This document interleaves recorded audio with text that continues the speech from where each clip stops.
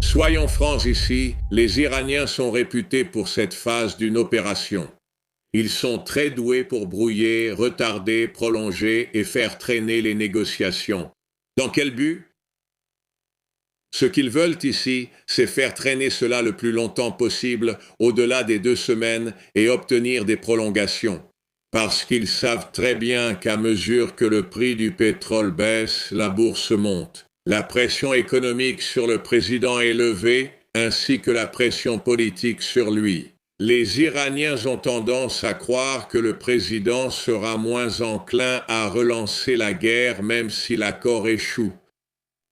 Et c'est là-dessus qu'il compte d'ici. Alors, le président, je sais en fait qu'il comprend cela parce que j'en ai parlé avec lui. Et la réalité, c'est que je crois qu'il tient bon. Il gardera les Iraniens dans cette position, dans ce délai. Avec le temps, les Iraniens sont passés maîtres dans ce domaine lors des négociations. Nous avons affaire ici à des dirigeants générationnels, comme Poutine.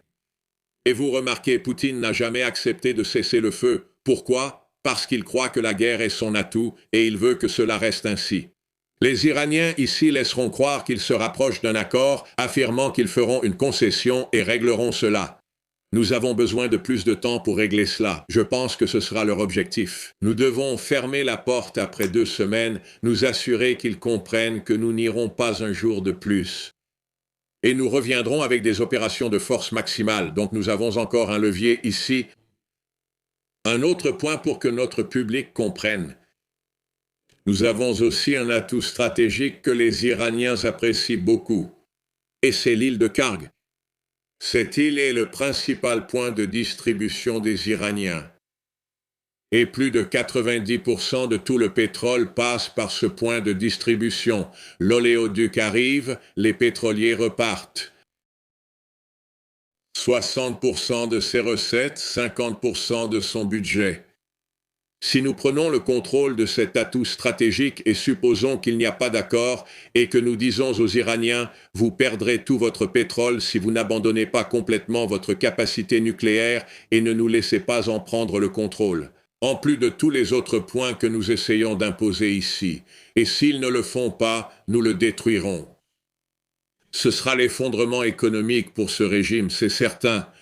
Et cela les mettra probablement sur une voie où le régime sera tellement vulnérable, sans aucune source de revenus dont on puisse parler, qu'ils seront en difficulté quant à leur propre survie. Par conséquent, nous avons encore un levier considérable ici à exercer contre les Iraniens. Mais Général Kiné, vous avez examiné avec le président du zoo et des plans de guerre, etc. Êtes-vous convaincu qu'il en a la volonté ? Et le capital politique, qui est probablement encore plus important, le capital politique pour reprendre cette guerre, s'il sent que l'Iran est en train de le tromper? Ça, je le sais, certaines choses. Il ne conclura pas une mauvaise affaire. Parce qu'il a négocié avec ces Iraniens plus que n'importe qui d'autre. Il sait qu'ils sont des menteurs pathologiques. Il sait qu'ils tricheraient. Il sait qui ils sont vraiment. Et il sait qu'il a affaire à des radicaux assez sérieux en ce moment. Évidemment, pas avec la première ou la deuxième ligne, c'est certain. Donc il est totalement vigilant ici. Je ne le vois absolument pas conclure un mauvais accord. Et deuxièmement, il sait très bien qu'il possède cet atout stratégique auquel je fais référence sur l'île de Karg. Donc oui, je pense qu'il intensifierait et reprendrait les opérations de combat en se concentrant particulièrement sur l'île de Karg. Il ferait aussi d'autres choses. Je pense que ces deux choses sont encore très erronées. Y a-t-il une chance qu'il jette Israël au lion? Alors ici, nous avons l'Iran qui dit « Nous allons te donner l'accord que tu veux vraiment, vraiment, tant que tu fais en sorte qu'Israël arrête d'attaquer le Hezbollah au Liban. » Est-ce qu'il ferait ça?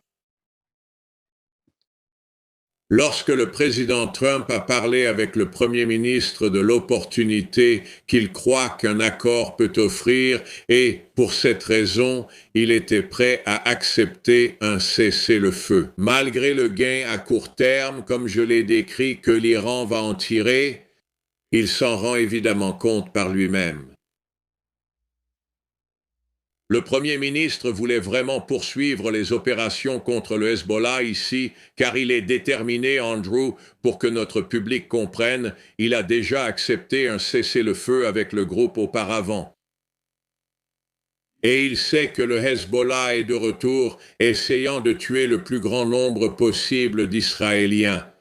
Donc cette fois, Netanyahou, c'est-à-dire a l'intention d'entrer complètement là-bas et de détruire toute leur infrastructure au sud du fleuve Litanie. Il a déjà demandé à la population de partir, ils l'ont fait, ils disposent de forces terrestres là-bas et aussi une composante aérienne impliquée. Il va simplement les en priver totalement, pas occuper, mais détruire. De telle sorte qu'il ne reste plus rien à faire sans un énorme effort de reconstruction.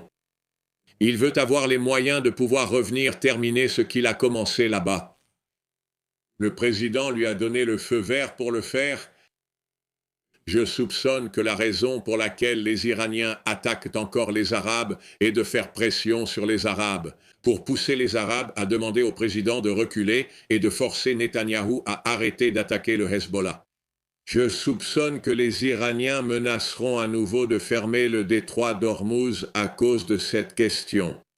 J'espère que le président restera ferme et soutiendra Netanyahou dans son objectif ici, à moins que Netanyahou ne dise de son propre chef « Très bien, si c'est une véritable opportunité, j'attendrai quelques semaines pour voir ce qui va se passer. » Je n'ai rien entendu de tel venant des Israéliens. Jusqu'à présent, ils sont totalement déterminés à terminer ce qu'ils ont commencé au Liban. Général Keane, merci pour votre temps. Pour vos analyses. Oui, c'était un plaisir de parler avec vous, Andrew. Merci. L'Iran a proposé un plan en 10 points pour arrêter la guerre, demandant notamment le retrait de toutes les troupes américaines du Moyen-Orient. Mais Donald Trump a publié sur Truth Social pendant la nuit d'innombrables accords, listes et lettres sont envoyés par des personnes qui n'ont absolument rien à voir avec les négociations entre les Imonoan et l'Iran. Dans de nombreux cas, ce sont de véritables fraudeurs, charlatans et pire encore. Ils seront rapidement exposés dès que notre enquête fédérale sera terminée. Il n'existe qu'un seul groupe de personnes significatives qui sont acceptables pour les États-Unis et nous en discuterons à huis clos. Au cours de ces négociations, ce sont ces points qui servent de base à l'accord de cessez-le-feu que nous avons accepté. Donald Trump a évoqué 10 points hier, mais l'Iran les a publiés et maintenant les États-Unis disent que ce ne sont pas les bons. En réponse, le président du Parlement iranien a publié sur X que les États-Unis avaient déjà violé 3 points de l'accord de cessez-le-feu. Alors, J.D. Vance vient tout juste d'y répondre. La publication initiale portait sur les 3 points posant problème à l'Iran. Le Liban faisait partie de l'accord de cessez-le-feu, c'est ce que l'Iran affirme. Un drone est entré dans l'espace aérien iranien et a dû être abattu et ils refusent à l'Iran le droit à l'enrichissement de l'uranium, ce qui, selon eux, faisait partie de l'accord initial. Alors, vous venez d'entendre J.D. Vance dire que les cessez-le-feu peuvent être instables. Ils interdisent l'enrichissement de l'uranium et excluent le Liban de tout accord.